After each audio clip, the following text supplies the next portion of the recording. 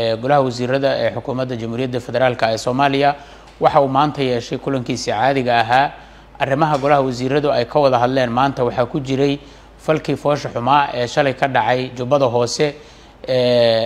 ciidamo uu soo abaabulay eedeysan Axmed Maxamed Islaam ay ku weerareen ciidan ka tirsan ciidanka xoogga dalka Soomaaliyeed oo gobolkaas u joogay in ay kala wareegaan fariisimo ay baneeyeen ciidanka ADMIS haddaba golaha wasiiradu marka uu darsay falkaas waxa uu si adag u cambaareeyay weerarkaas qaylo mas'uulnimada ah eedeysan Axmed Madoobe uu ku soo qaaday ciidanka qaranka Soomaaliyeed waxa uu falkaasi ahaa runtii mid aad iyo aad looga xumaado oo aan la filaynin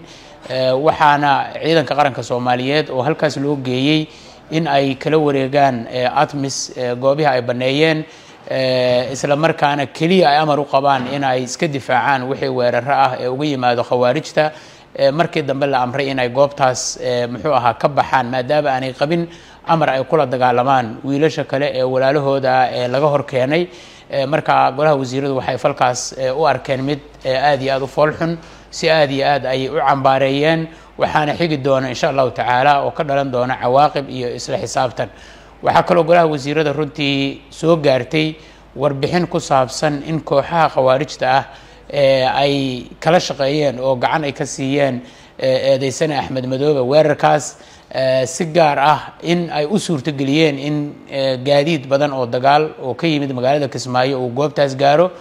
goobtaas sida loo ogyahay 270 kilomitir wax ka badan ayay u jirtaa magaalada Kismaayo dhul badan oo khawaarijtu ay joogto ay soo dhaxmareen ciidamadii goobtaas weeraray arintaas oo runtii arin aad iyo aad khatarteeda u leh arin xoojinaysa shakiga hore looga qabay in muxuu ahaa eedeysanahaas iyo khawaarijta ay xiriir gaar ah ka dhaxeeyaan sidaas daraadeed golaha wasiiradu waxa ay isla garteen in loo magacaabo guddi gaar ah oo heer qaran ah oo baaris rasmi ah ku soo sameeya arintaas warbixin dhameystiran oo faahfaahsan ka keena muxuu ahaa nooca xiriir iyo sida ay ku suurto gashay arintaas inay dhacdo aad iyo aad baad u mahadsantihiin